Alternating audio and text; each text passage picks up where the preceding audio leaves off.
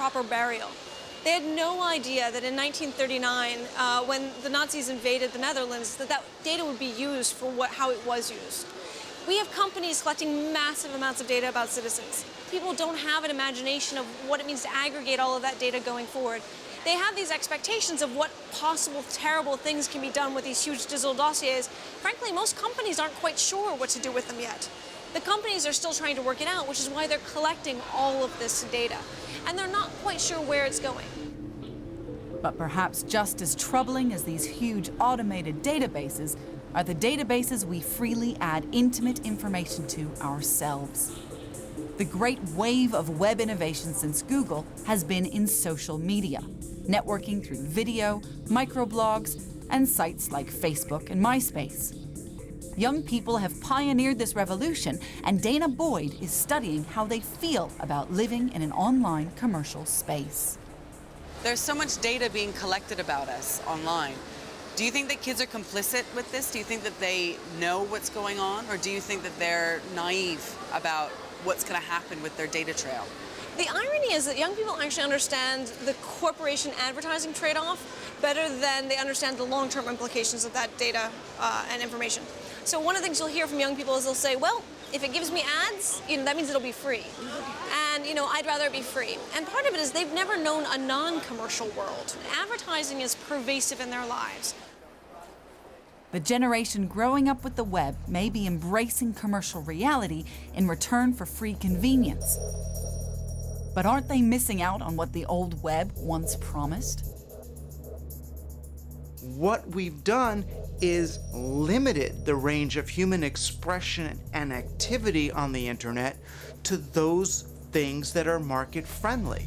Look at the devolution of people's personal presence online from the quirky, individualistic, highly personalized websites, the home pages of the HTML mid-90s, to the now utterly conformist and rigid profiles on something like MySpace and Facebook.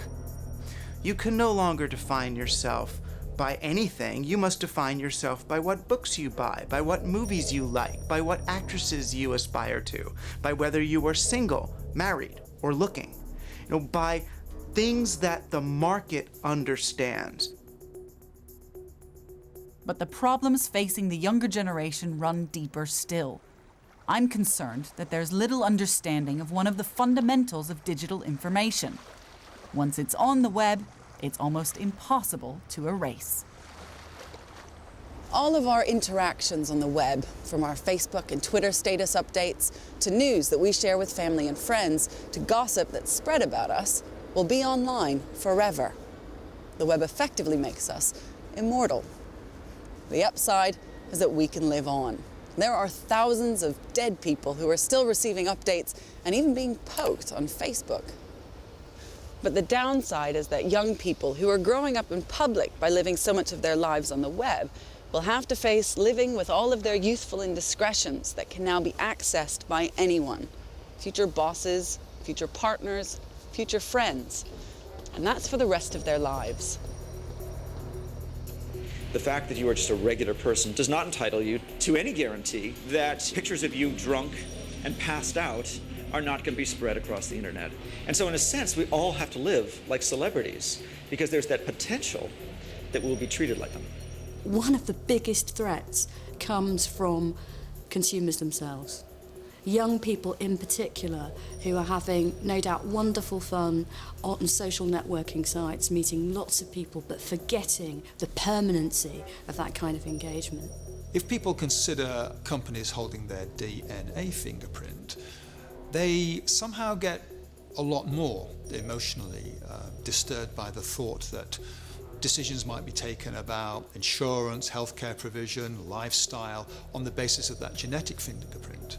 The digital fingerprint is every bit as valuable. Do you really want these intimate details about yourself to be available to so many people? And will you feel the same way about what you did last night, not just in the morning, but 40 years later? We have seen how we are all trading a little bit of our privacy each time we search and network online. In return for a free web, our privacy has become a commodity. We are economic units in what has become the new commercial frontier. We've entered this deal in many cases unwittingly, perhaps because a deal just isn't the experience that we think we're having on the web. On a computer at home or commuting with our mobile while traveling, we feel we're in a closed, private bubble.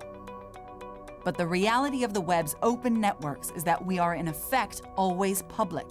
What we do on our computers has the potential to be seen, analyzed, and used by others all around the world. The web disrupts our sense of public and private space. We're not just transacting with one computer, we're actually having a conversation with a multitude of computers across the globe, and we're being watched. That is what makes this such a revolution and the dawn of a new era.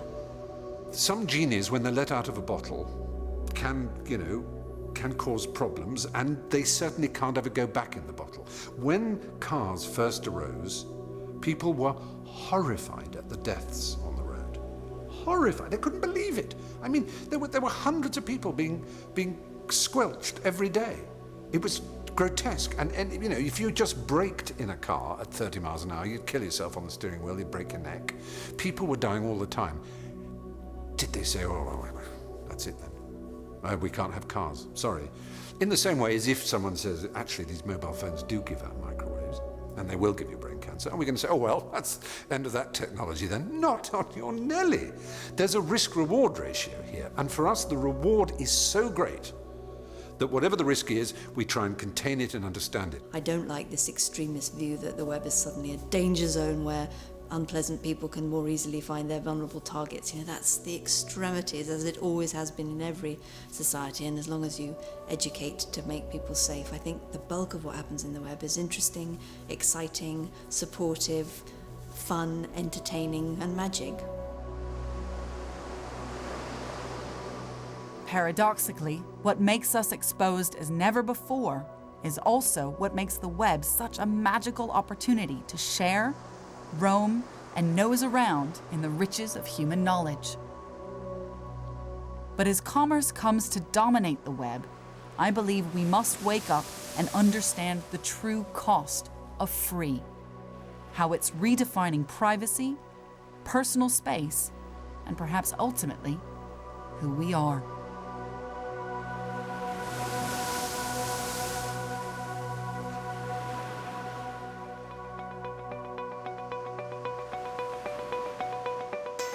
How do you feel about your privacy online? Join the debate at bbc.co.uk/virtual revolution. And follow the links to the Open University for more from those reshaping the web and the world. Next time, the impact of the web on how we think and how we relate. How our kids are becoming, for better or for worse, the Facebook generation.